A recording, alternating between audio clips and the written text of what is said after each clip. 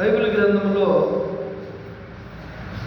10 దావీదు గారు రచించినటువంటి కీర్తనల గ్రంథం 58వ అధ్యాయం 11వ వచనంలో దావీదు గారు ఏం చెప్తున్నాడంటే, నిశ్చయముగా నీతిమంతులకు ఫలము కలుగును, నీతిమంతులకు ఫలము కలుగును అంటే మంచి వాళ్ళకి మంచే జరుగుతుంది. లోకంలో సామెతలు రకరకాలు ఉంటాయి కదా, మంచి వాళ్ళకి ఎప్పుడు మంచి జరుగుతుంది అన్నట్లుగానే దేవుడు లేఖనాల్లో కూడా అమూల్యమైనటువంటి మాటలు రాయించాడు.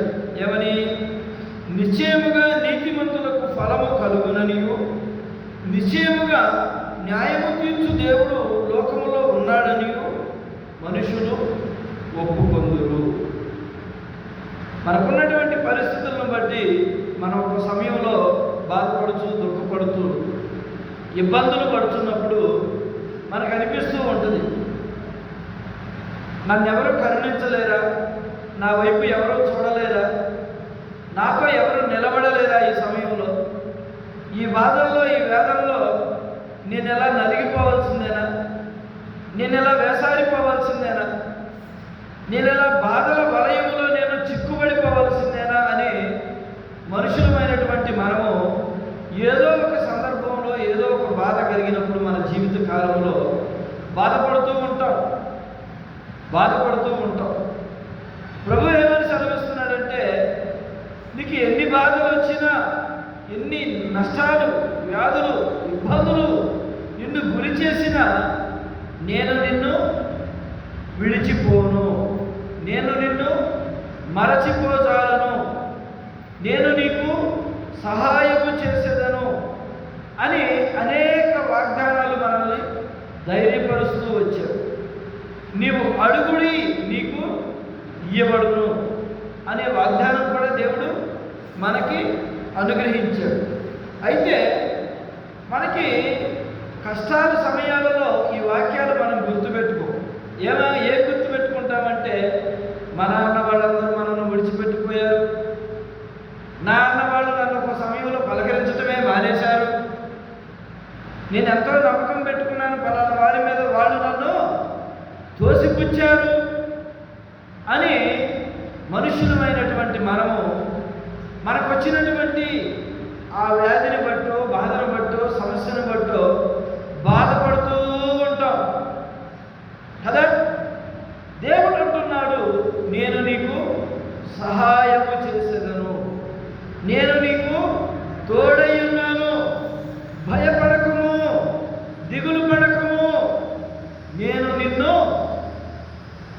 కాపాడుకుంటాను, నిన్ను కాపాడు యెహోవా, కునుకడు నిద్రపడు అని అనేకమైనటువంటి బలమైన వాక్యాలు మన హృదయంలో పెట్టుకుని మనం ఎవరి వైపు చూస్తూ ఉంటాం, మనుషుల వైపు చూస్తుంటాం, ఇంకేదో సహాయం కోసం మనం ఎదురు చూస్తూ ఉంటాం. మనం మంచిగా యథార్థంగా దేవుడి దృష్టిలో నీతిమంతులమై ఉంటే దేవుని వాక్యం ఏమని సెలవిస్తుంది? 11వ వచనం చెప్పండి. నిశ్చయముగా నీతిమంతులకు ఏం కలిగిందంట? ఫలము కలుగుతుంది. నిశ్చయముగా నువ్వు మనుషుల వైపు, ఇంకొకరి వైపు నువ్వు చూడకుండా, పరమ తండ్రి అయిన దేవా, నీవు నా కుటుంబంలో ఈ సహాయము చేయి, పరమ తండ్రి అయిన దేవా, నా బిడ్డల ఎడల నువ్వు ఈ కార్యము చేయి అని నీవు దేవుని అడిగితే దేవుడు తప్పకుండా నీ ఎడల కార్యం చేస్తాడు. మనుషుల ముందు అడగటం కాదండి, మనుషుల ముందు ఎన్నో గొప్ప కార్యాలు చేయడం కాదు. ఈ లోకములో ప్రజలు అనేక కార్యాలు చేసి వాటి మీద వాటి పేర్లు రాయించుకుంటుంటారు. అనేక మందిని గమనిస్తూ ఉంటే మరి రకరకాలుగా. కానీ దేవుడు అంటున్నాడు, దేవుడికి మనం కనబడితే చాలండి, దేవుడి దృష్టిలో మనం ఉంటే చాలు కదా. ఇప్పుడు ఒక చర్చి కట్టించారనుకోండి, ఆ చర్చికి పెద్ద బండ ఒకటి వేసి, ఇది ఫలాని వారి జ్ఞాపకార్థముగా ఈ మందిరాన్ని కట్టించడం జరిగింది. ఒక బావి తోడేరనుకోండి, ప్రజలకు ఉపయోగపడే విధంగా ఆ బావి మీద ఇది ఫలాని వారి జ్ఞాపకార్థముతో ఒక పంపు వేయించారనుకోండి, ఫలాని వారి జ్ఞాపకార్థంతో, ఫలాని వారి సహాయంతో అని, ఇది ఎందుకయ్యా అని అడిగితే వాళ్ళు ఏమంటారంటే ఇది గుర్తండి, ఫలానా వాళ్ళు ఇచ్చారని గుర్తు. దేవుడు ఏమంటున్నాడంటే నీవు ప్రజల దృష్టిలో గుర్తు కోరుకోవద్దు, నా దృష్టిలో నువ్వు ఉన్నావు. హల్లెలూయా. నా దృష్టిలో నువ్వు ఉన్నప్పుడు నువ్వు ఇంకా ఏ గుర్తు నీకు అవసరం లేదు, ఏ గుర్తు నీకు ఈ లోకంలో అవసరం లేదు. దేవుని పిల్లలమైనటువంటి మనము దేవుని గుర్తుతో మనం బ్రతకాలి. వీళ్ళు దేవుని బిడ్డలండి, వీళ్ళు దేవుని సేవకులండి, వీళ్ళు దేవుని కుటుంబం అండి అని మన గురించి మనం చెప్పుకోకుండా ఎదుటివారు మన గురించి సాక్ష్యం ఇచ్చేలాగా మనం బ్రతకాలి. అలా బ్రతికిన వారే నీతిమంతులు అని దేవుడు సర్టిఫై చేస్తున్నాడు. మన గురించి దేవుడు కూడా సాక్ష్యం చెప్పాలి. అందుకే ఇక్కడ భక్తులు రాశారు కదా, నిశ్చయముగా నీతిమంతులకు ఫలము కలుగుతుంది. నీతిమంతుల యొక్క ఫలము నీతివంతంగానే ఉంటుందండి. అన్యాయం చేసేవాడిని చేయనివ్వండి, అక్రమం చేసేవాడిని చేయనివ్వండి, వాళ్ళ వైపు చూచి నువ్వు నేర్చుకున్నావనుకో, నీకున్న మంచితనము అనేటువంటి సుగుణం, నీతిమంతుడు అనేటువంటి సుగుణము పోతుంది. కాబట్టి దేవుని బిడలంగా ఉన్నటువంటి మనము తొట్టిల్లిపోతాం కొన్ని సందర్భాల్లో. అయినప్పటికీ దేవుడు ఏం చేస్తాడంటే, ఇతడు నా నామమును ఎరిగిన వాడు కనుక ఇతనిని నేను హెచ్చించదను అంటే నిన్ను ఘనపరుస్తాడు. నా నామమును ఎరిగిన వారిని నేను ఘనపరుస్తాను అని వాగ్దానం చేసిన దేవుడు. మనం హృదయ శుద్ధి కలిగి దేవుణ్ణి చూచిన ఎడల దేవుడే మనకి సహాయకుడిగా ఉంటాడు. కృత నిబంధన సువార్తలో ఏమని రాయబడింది? హృదయ శుద్ధి కలిగిన వారు దేవునిని చూస్తారు. మన హృదయంలో శుద్ధి ఉందా? దేవుణ్ణి చూస్తున్నామా? దేవుని యందు భయభక్తులు కలిగి భక్తి మనం చేయగలుగుతున్నామా? చూడండి, నీతిమంతులకు ఫలము కలుగుననియు నిశ్చయముగా న్యాయము తీర్చు దేవుడు లోకములో ఉన్నాడనియు మనుషులు ఒప్పుకుంటారు. న్యాయము తీర్చాడా? దుర్మార్గులకు న్యాయము తీర్చాడు, నీతిమంతులకు న్యాయము తీర్చాడు అని మనుషులందరూ ఒప్పుకునేటువంటి రోజు ఒక రోజు రాబోతుంది. హల్లెలూయా. ఈ రోజున క్రైస్తవ బిడ్డలు, దేవుని నమ్ముకున్నటువంటి వారు లోకంలో అనేక అవమానాలు, నిట్టూర్పులు, వెక్కిరింతలు, అపాసపాలు చేస్తున్నటువంటి సమాజం. ఆ సమాజాన్ని దేవుడు ఒకానొక రోజున ఏం చేస్తాడంటండి, నిశ్చయముగా న్యాయము తీర్చే దేవుడు లోకములో ఉన్నాడని మనుషులు ఒప్పుకునేలాగా చేసేటువంటి రోజు రాబోతుంది. ఏ రోజు అది? అదే ఆ రోజు యేసయ్య ఉగ్రత రోజు, ఏడేళ్ల శ్రమల రోజు, పాపులంతా ఏడ్చే రోజు. అదే ఆ రోజు యేసయ్య ఉగ్రత రోజు,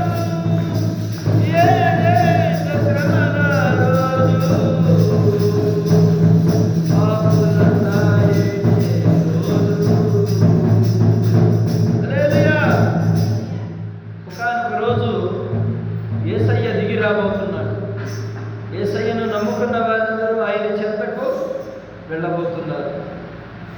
హృదయ శుద్ధి కలిగి దేవుని సన్నిధిలో నీతిమంతులై యథార్థవంతులై దేవునికి భయపడిన ప్రజలందరినీ కూడా యేసయ్య వెంట పెట్టుకుని దేవుని రాజ్యానికి తీసుకెళ్ళిపోతారు.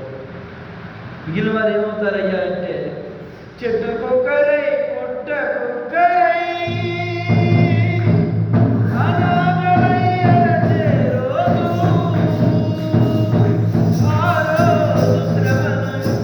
తప్పించే నా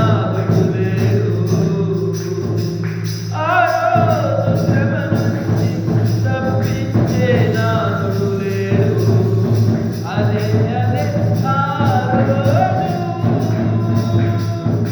హల్లెలూయా, హల్లెలూయా. దేవుని బిడ్డలుగా బ్రతికినవారు, ఈ లోకములో యథార్థవంతులుగా బ్రతికినవారు, ఈ లోకములో నీతిమంతులుగా బ్రతికినవారు, ఈ లోకములో ఇరుగు పొరుగుకు కూడా అపాయము చేయనటువంటి వారు మోక్షాన్ని దేవుడు ప్రసాదిస్తాడు. అదే అబద్ధికులు, లోకస్తులు, నీతి మానిన వారు, నీతి లేని వారు, చెడ్డవారు, దేవుడికి అసహ్యులను దేవుడు ఏం చేస్తాడంటే అగ్ని పాలు చేస్తాడు, నీటి పాలు చేస్తాడు. ఏ విధంగా దేవుని ఉగ్రతకు గురి అవుతారో వారి పాపాలను బట్టి వారు ఆ క్రియా ఫలితం పొందుకుంటారు. కానీ నీతిమంతులకు ఏం చేస్తాడంట దేవుడు? నీతిమంతుల ఫలము వర్ధిల్ల చేస్తాడు. నీతిమంతులకు కలుగు ఫలము ఆయన ఇస్తాడు. భయభక్తులు లేని వారికి దేవుడు ఏం చేస్తాడంట? తీర్పు తీరుస్తాడు. ఇదంతా కూడా ఒకానొక సమయంలో జరగనై ఉన్నది. ప్రజలందరూ ఆ కార్యాలను చూస్తారు. చూసి వాళ్ళు ఏమంటారంటే నిశ్చయముగా న్యాయము తీర్చే దేవుడు ఈ లోకములో ఉన్నాడు. ఇన్నాళ్ళు మేము ఆ దేవుణ్ణి వెంబడించలేకపోయామే. వాళ్ళు వీళ్ళు ఆ దేవుడి దగ్గరికి వెళ్తుంటే మేము ఎక్కిరించామే, అవమానకరంగా మాట్లాడామే, దోషకరమైన పలుకులు మేము పలికామే. కాదు, ఈ రోజున ఆ రోజున ప్రజలందరూ ఏమంటారంటే అరే నిజమైన దేవుణ్ణి మేము నమ్మలేకపోయామే, అబద్ధాల కట్టుబాటులో ఉండిపోయాం, ఈ లోకములో ఉన్నటువంటి అబద్ధాలలో మేము బ్రతికాం, అన్యాయంగా ప్రవర్తించాం, అన్యాయంగా పొరుగు వారిని దోచుకు తిన్నామే అని బాధపడేటువంటి రోజు రాబోతుంది. కాబట్టి దేవుడు న్యాయం తీర్చే దేవుడు, అన్యాయాన్ని సహించే దేవుడు కాదు. న్యాయాన్ని భరిస్తూ అన్యాయాన్ని తుంచివేసే దేవుడు మన దేవుడు. కాబట్టి ఆ దేవుని సన్నిధిలో మనం ఎలా ఉండాలంటే భయభక్తులు కలిగి ఉండాలి, నీతిమంతులముగా ఉండాలి, యథార్థవంతులముగా ఉండాలి. అప్పుడే దేవుని కృప మనకి తోడుగా ఉంటుంది, దేవుని దీవెన మనకి తోడుగా ఉంటుంది, దేవుని రక్షణ మనకి కాపుదలగా ఉంటుంది. అందుకే ప్రభువు చెప్పాడు కదా, నన్ను చూచి నమ్మిన వారి కంటే చూడక నమ్మిన వారు ధన్యులు. ఈ రోజున ఆ ధన్యుడు నీవు, ఆ ధన్యురాలు నీవు, ఆ ధన్యుడను నేను. యేసయ్యను నువ్వు చూడ, నేను చూడ. దేవుని వాక్యాన్ని బట్టి, దేవుని మాటలను బట్టి నీతిమంతుడెవరో, యథార్థవంతుడెవరో, అబద్ధికుడెవరో సర్వాన్ని గుర్తెరిగేటువంటి జ్ఞానాన్ని దేవుడు మనకి అనుగ్రహించి సత్య మార్గంలో మనం నడవగలుగుతున్నాము అంటే ఇది దేవుడిచ్చిన జ్ఞానం కాదా? ఇది దేవుని కృప కాదా? ఇది దేవుని రక్షణను కాపాడుకుందాం, దేవుని శిక్ష నుంచి తప్పించబడదు. హల్లెలూయా. దేవుని రక్షణను ప్రతి ఒక్కరూ ఆస్వాదించాలి. సంవత్సరాలు వెంబడి సంవత్సరాలు గతించిపోతున్నాయి. అనేక సంవత్సరాలు మన జీవిత కాలంలో గతించిపోయాయి. ఎన్నో నూతన సంవత్సర శుభాకాంక్షలు చెప్పుకుంటూ వెళ్ళిపోయాం. వయసు పెరిగిపోతుంది, సంవత్సరాలు గతించిపోతున్నాయి. రోజు రోజుకి లోకము కొత్త పంటలు దొక్కుతుంది. ఒకప్పుడు చిన్నపిల్లలు చక్కగా ప్రశాంతంగా స్కూల్ నుంచి రాగానే చక్కగా ఆడుకుని మళ్ళా 7 గంటలకల్లా తల్లిదండ్రుల దగ్గరికి వెళ్ళి ఫ్రెషప్ అయ్యి హాయిగా పెదరాడే పడుకునేవాళ్ళు. ఈరోజు పిల్లలు ఎలా ఉన్నారు చెప్పండి? యవనస్తులు ఎలా ఉన్నారు? ఫోన్లు, టీవీలు, షికారులు. దేవుని సన్నిధిలో ఒక క్షణమైన దేవుని సన్నిధిలో ప్రార్థన చేయగలిగేటువంటి అనుభవం దేవుడు మనకి ఇవ్వాలి. హల్లెలూయా, హల్లెలూయా. మనం ఇంట్లో నుంచి బయటికి వెళుతున్నా, బయట నుంచి ఇంట్లోకి వస్తున్నా చిన్న ప్రార్థన చేసుకోవాలి. ప్రభువా, నా ప్రయాణంలో నీవు కాపుదల దయచి. ప్రభువా, ప్రయాణమంతలో నా కాపుదలనిచ్చి క్షేమంగా ఇంటికి తీసుకొచ్చావు. ప్రార్థన చేస్తారా? చేయండి. హృదయపూర్వకంగా ప్రార్థన చేయండి. హృదయపూర్వకంగా దేవునికి మనము మన హృదయాన్ని సమర్పించాలి. ఏ పని చేస్తున్నా, ఏ కానుకేస్తున్నా, ఏది చేస్తున్నా దేవునికి మనస్ఫూర్తిగా చేస్తే అది ఆశీర్వాదం అండి. అది కానుకైనా, నీ హృదయమైనా, ప్రార్థనైనా, ఏదైనా సరే. ఎదుటివారు చూడాలనో, ఎదుటివారు ఏదో చేయాలనో, ఎదుటివారి మెప్పులు పొందాలనో, ఎదుటివారి గుర్తింపు కావాలనో యేసయ్య భక్తి చేయకూడదండి. యేసయ్య భక్తి చేయకూడదు. అలా చేసిన వారు ఈ రోజున నామరూపాలు లేకుండా పోయారు. యేసయ్య కూడా శిక్షిస్తాడు. నా నామం పేరిట వచ్చేవారు గొర్రె చర్మం కప్పుకొని వస్తున్నారని చెప్పాడు దేవుడు. ఎందుకు వస్తున్నారు చెప్పండి? ఎందుకు వస్తున్నారు? కుటుంబాలను ప్రేమించి ప్రార్థించి, అయ్యా మీరు బాగుండండి అని చెప్పేవారు రావట్లేదు ఈ లోకంలోకి. ప్రజలు చందాలు పోగు చేసి, కానుకలు పోగు చేసి, షికార్లు, తిరుగుళ్ళు, వీటన్నిటి వరకు ప్రయాసపడుతున్నారు. కానీ దేవుని స్తుతించాలి, ఆరాధించాలి, ఎలా ప్రార్థన చేయాలో నేర్పించేటువంటి దైవ సేవకులు లేరు మన కుటుంబాలు. కాబట్టి మంచివారు ఎవరో, నీతిమంతులు ఎవరో గుర్తించాలి. మనం నమ్ముకున్న దేవుడు ఎలాంటి వాడో గుర్తించాలి. అట్టి జ్ఞానాన్ని దేవుడు మనందరికీ అనుగ్రహించుగాక. ఆమేన్. ఆ శక్తి కలిగిన నామాన్ని మనం పూజించాలని దేవుడు కోరుకుంటున్నాడు. నిశ్చయముగా న్యాయము తీర్చే దేవుడు ఈ లోకములో ఉన్నాడని మనుషులు ఒప్పుకుంటారు. ఏదో ఒక సమయంలో దేవుడు రాబోతున్నాడు. వచ్చిన తర్వాత ప్రజలందరూ కూడా ఆ దేవుని వైపు చూసి అరే అని రొమ్ము కొట్టుకుంటూ దేవుని వైపు చూసి, ఇన్నాళ్ళు మేము ఆ దేవుడిని నమ్మలేకపోయామే, అవమానకరంగా మాట్లాడామే, మత మార్పిడి చేస్తున్నారని మేము దుర్బోధతో మాట్లాడామే, అనేక మంది ప్రజల్ని వారి వైపు వెళ్లకుండా మేము తప్పించేశామే, రొమ్ము కొట్టుకుంటారని దేవుని వాక్యంలో రాయబడింది. మన దేవునికి కానీ, దేవుని బిడలకు కానీ విరోధముగా లేచిపాటి దేవుడు ఏం చేస్తాడంటే అణిచివేస్తాడు. ఏం చేస్తాడంటే అణిచివేస్తాడు. ఒక సమయం వస్తుంది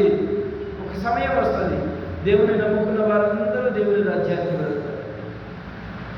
కాబట్టి దేవుని యందు భయభక్తులు కలిగి జీవిద్దాం, దేవుని యందు విశ్వాసం కలిగి జీవిద్దాం. చూడండి 57వ కీర్తన 5వ వచనం చదవండి ఒకసారి.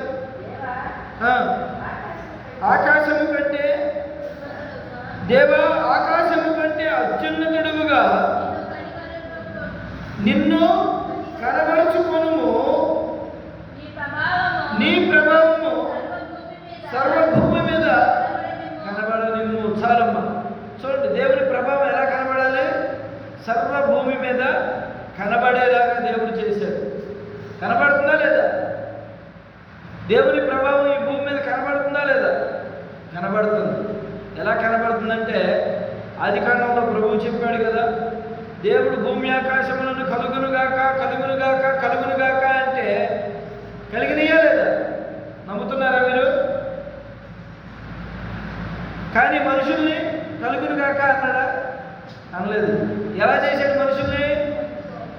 ఒక మట్టి ముద్ద తీసుకుని ఆ మట్టి ముద్దకి తన పోలిక చొప్పున ఒక ఆకారాన్ని తయారు చేసి ఆ ఆకారంలో జీవవాయువును వదగా ఆ జీవవాయువు ఆ బొమ్మలో ప్రవేశించి మనిషిగా మార్చబడింది.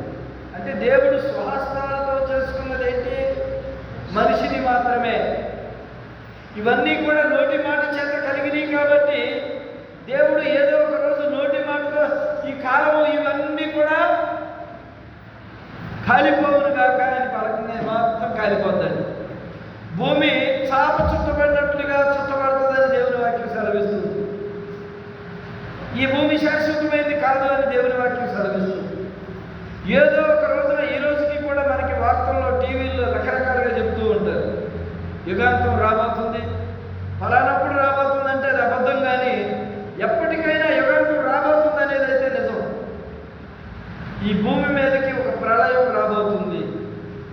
ఆ ప్రళయం రాకమునిపే, నీ ప్రాణం పోకమునిపే నువ్వు యేసయ్యను నమ్ముకుని ఆయన మార్గంలో నిలిస్తే దేవుడు నిన్ను రక్షించి కాపాడి నిన్ను పరలోకానికి చేర్చుకుంటాడు.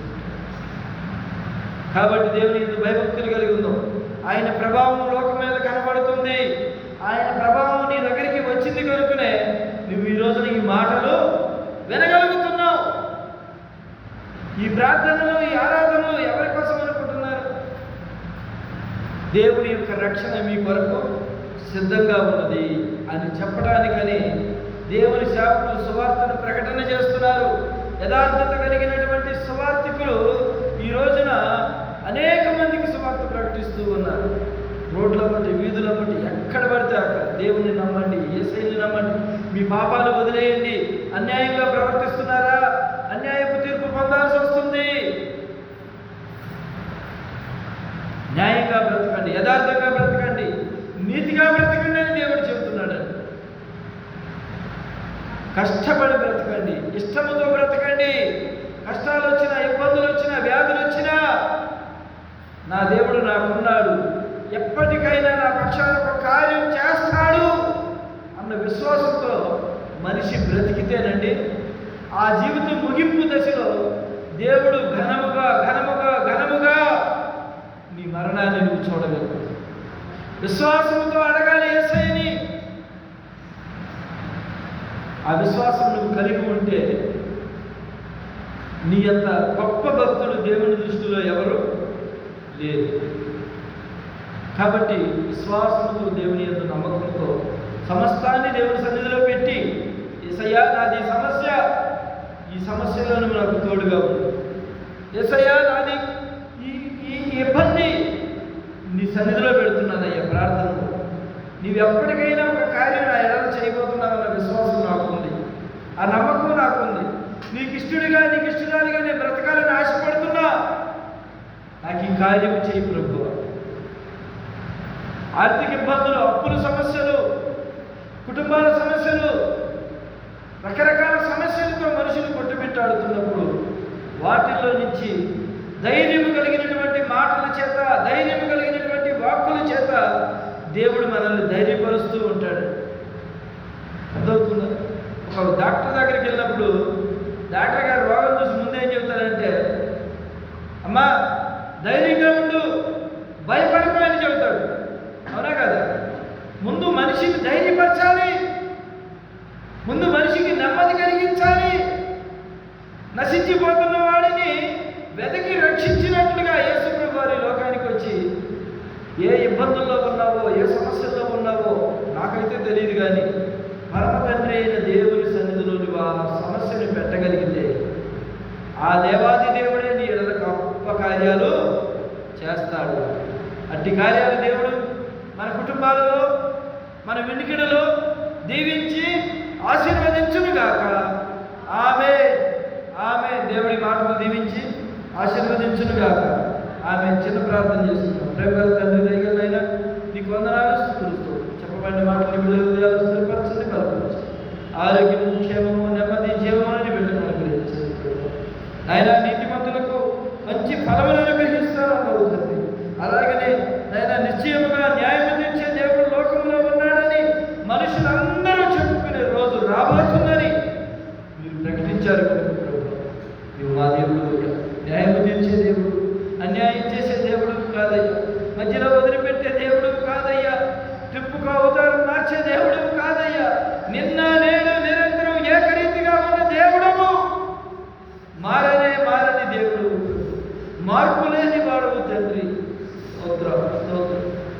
అప్పటికి ఇప్పటికీ ఎప్పటికీ కూడా ప్రభు నశించిపోతున్న ఆత్మలు, నశించిపోతున్నటువంటి ప్రజలను రక్షించడానికే నీ మాటలు ఉపయోగపడుతున్నాయి. ఈ రోజున అనేక మంది త్రాగుబోతులు, తిరుగుబోతులు, వ్యభిచారులు, పాపంలో నశించిపోతున్న వారు నాయన, మద్యపానం, ధూమపానం, నశించిపోతున్నటువంటి లోకాన్ని నాయన మీరు వెదకి రక్షించి రక్షణను అనుగ్రహించి వారి కుటుంబాలలో నాయన ఒక మంచి వెలుగుగా నీవు వారిని సరిచేస్తున్నందుకు నీకు వందనాలు. కుటుంబాలు సంతోషంగా ఆనందంగా బ్రతుకుతున్నారు అంటే ఈ రోజులు ఇది నీవు చూపించినటువంటి ప్రేమ, నీవు చూపించినటువంటి జాలి, నీవు చూపిస్తున్నటువంటి కరుణ. నీవు చూపించున్నటువంటి వాత్సల్యం ప్రభు ఈ రోజుల్లో తండ్రి కుటుంబాలకి సంబంధాలు లేవు, అన్నదమ్ములకు సంబంధాలు లేవు అయ్యా. ఎవరికి వారే, ఎక్కడి వారే అక్కడే. కుటుంబాల మధ్యలో శాంతి సమాధానం లేక అనేక మంది నశించారు.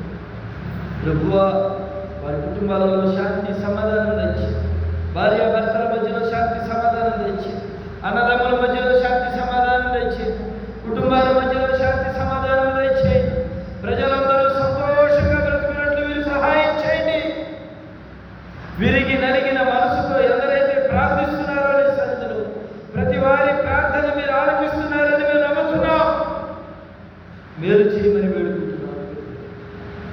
నీవు ఎన్నడూ కీడి చేసే దేవుడు కాదయ్యా. నీ ఎంత భయభక్తులు కలిగిన వారికి ప్రభు నీవు మేలు చేసే దేవుడు, దయ చూపించే దేవుడు. తండ్రి నీకు వందనాలు. ఈ మధ్యాహ్నకాల సమయంలో ఎవరైతే నీ ఎంత భయభక్తులు కలిగి యేసయ్యా నా సమస్య ఇది, నా ఇబ్బంది ఇది అని నీ సన్నిధిలో అడుగుతున్నారు, అడిగే వారికల్లా మీరు సహాయం చేయండి. ఈ మైకు శబ్దం ద్వారా ఎవరైతే నీ మాటలు వింటున్నారో, ఆలపిస్తున్నారో, అలాగే ఈ మందిరంలో ఉన్నవారు కూడా ప్రభు వారి హృదయాలను నీ వైపు తిప్పుకోమని కోరుకుంటున్నాను. భయము కలిగి భక్తి కలిగి నీ బిడ్డలు జీవించినట్లు సహాయం చేయమని కోరుకుంటున్నాం ప్రభు. జ్ఞానం దయచేయండి, బుద్ధి దయచేయండి ప్రభు. ప్రార్థించేటువంటి మంచి మనస్సుని బిడ్డలకి దయచేయండి. ప్రార్థన వలనే విజయం, ప్రార్థనే మా కుటుంబాలకు ప్రాకారము, ప్రార్థనే మా జీవితానికి ఆధారము కనుక ప్రార్థించేటువంటి గొప్ప హృదయం ప్రతి ఒక్కరికి దయచేయండి. ప్రతి అవసరత కూడా అయినా నీ సన్నిధిలో చెప్పుకొని పొందుకునే కృపా భాగ్యం ప్రతి ఒక్కరికి దయచేయమని యేసయ్య